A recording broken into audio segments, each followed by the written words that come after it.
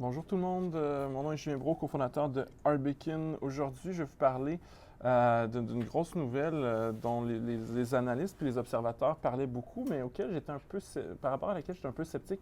Google officiellement se lance dans les services bancaires. Grosse nouvelle pour l'industrie des services financiers et de la FinTech. Et c'est d'autant plus intéressant pour nous chez Arbekin que nous, ça fait partie de notre thèse d'affaires et d'investissement, la valeur des données de comptes d'investissement, bien entendu, mais aussi des comptes de banque.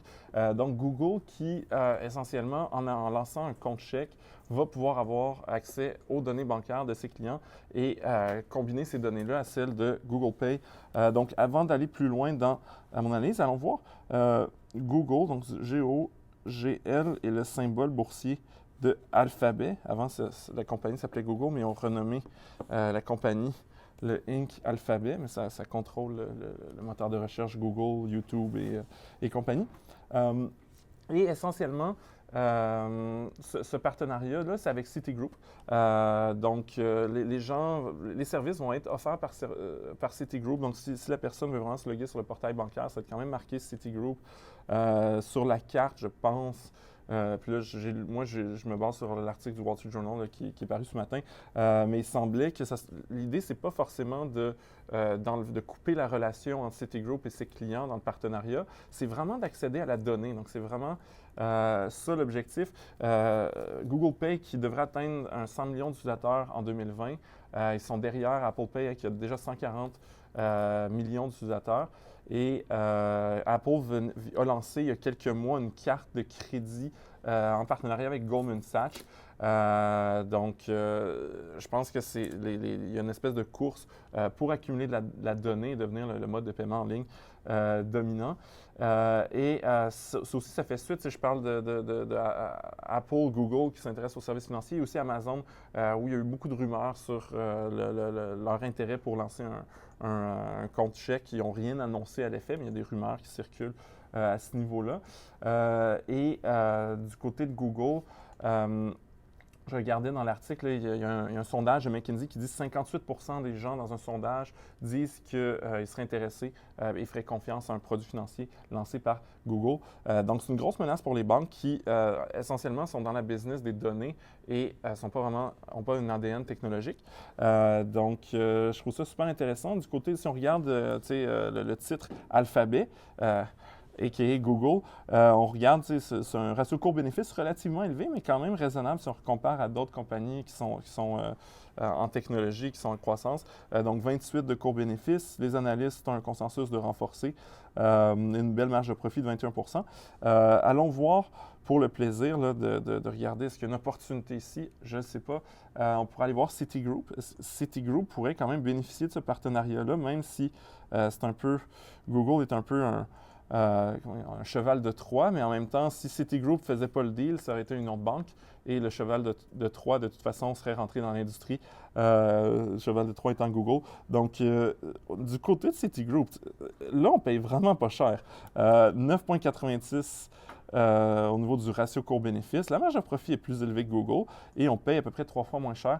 C'est sûr que je ne m'attends pas à ce que le compte chèque de Google aille révolutionner le marché américain et que tout le monde abandonne leur institution financière. Ça va probablement être une option un peu limitée, un peu de type Tangerine, moi, je suis client à titre personnel, là, pas l'entreprise chez Tangerine, ça fonctionne bien. Donc, il y a quand même quelque chose d'intéressant et on ne paye pas cher pour Citigroup. Donc, ça pourrait être intéressant. Allons voir quelques autres alternatives. Il y a Apple qui est aussi en train de devenir peut-être un peu moins ambitieux, parce qu'on parle juste d'une carte de crédit en partenariat. Apple qui est, je pense, je ne sais pas si c'est encore la plus grosse capitalisation dans le monde, mais c'est une grosse capitalisation, 1,16 trillion, là, ou 116, 1163 milliards de capitalisation, marge de profit à 21 et ratio court-bénéfice un peu moins cher que Google à 22. Et allons voir finalement pour conclure, Goldman Sachs. Goldman Sachs qui n'est pas seulement l'émetteur de la carte de crédit. J'ai une faute dans Goldman Sachs pour ceux qui ne me le trouvent pas. Goldman, est-ce qu'ils ont des fonds aussi? Goldman Sachs Group, donc GS. Pour le ticker. Donc, Goldman Sachs qui n'a pas seulement lancé la carte de crédit Apple Pay, Goldman Sachs a lancé aux États-Unis une banque. Goldman Sachs, c'est une grande banque d'investissement qui était surtout connue pour les services de valeur mobilière aux grandes entreprises.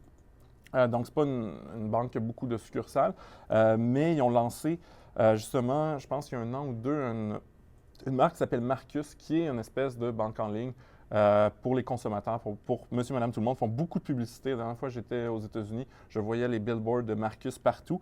Ils perdent de l'argent, là, ayant lu un peu l'évolution de ça. Ils perdent beaucoup d'argent dans Marcus, mais c'est prometteur. Ils semblent bien positionnés. Ils n'ont pas toutes les succursales bancaires qui sont obligées de fermer, donc ils semblent focusser sur profiter de l'opportunité FinTech. Et on paye 10 de ratio court-bénéfice. Mais effectivement, Marcus perd beaucoup d'argent. Donc, dans les 4 sites que j'ai vus là, étant quelqu'un de très conservateur, j'aime bien celui de Citigroup, mais je pourrais peut-être me tromper. Et ce qu'il faut dire, dans les partenariats entre grosses compagnies technologiques et compagnies traditionnelles qui semblent impossibles à déloger, on pourrait rappeler l'histoire de Toys R Us qui a confié à Amazon la gestion de son site transactionnel à une époque où Amazon était une relativement petite compagnie, une belle compagnie technologique.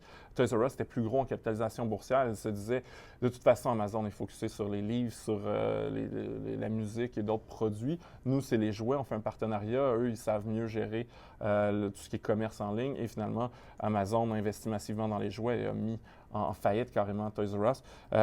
Personnellement, si vous me le demandez, moi, je ne pense pas que les banques vont faire faillite à cause des FinTech. C'est une industrie beaucoup trop réglementée et qui est très, très complexe et qui demande tout un autre... C'est pas juste les données, c'est beaucoup des finances et de la réglementation. Mais quand même, gardez ça en tête. Mais en tout cas, dans les 4 sites qu'on a regardés ce matin, étant quelqu'un de conservateur, mon préféré, c'est celui de Citigroup. En deuxième, peut-être Apple. Mais c'est pas parce que c'est pas des belles compagnies, c'est juste que du côté de Google, que j'adore, on paye juste un peu plus cher. Donc, c'est à peu près tout ce que je voulais vous dire. Si vous investissez en bourse, que ce soit avec un conseiller ou directement via un compte de courtage en ligne, téléchargez Arbacon. C'est sur Google Play, le Apple Store. Vous pouvez vous abonner justement avec Google Pay du côté de Google Play, puis Apple Pay avec le iTunes du côté de l'App Store. Ça vient avec 14 jours d'essai gratuit, donc aucun besoin de s'abonner ou de pré-accepter un abonnement. Vous faites juste le télécharger, vous pouvez l'utiliser, voir qu'est-ce que ça fait, voir votre analyse de portefeuille, chercher des titres, mettre des alertes, ainsi de suite. Si vous n'avez pas de compte de courtage, on a une super offre avec Desjardins Courtage en ligne. C'est au arbacon.ca/Desjardins. Ça vient avec 3 mois d'abonnement à notre super application mobile. Notre cours en ligne sur l'investissement et 10 transactions gratuites de Desjardins. Sur ce, bonne journée.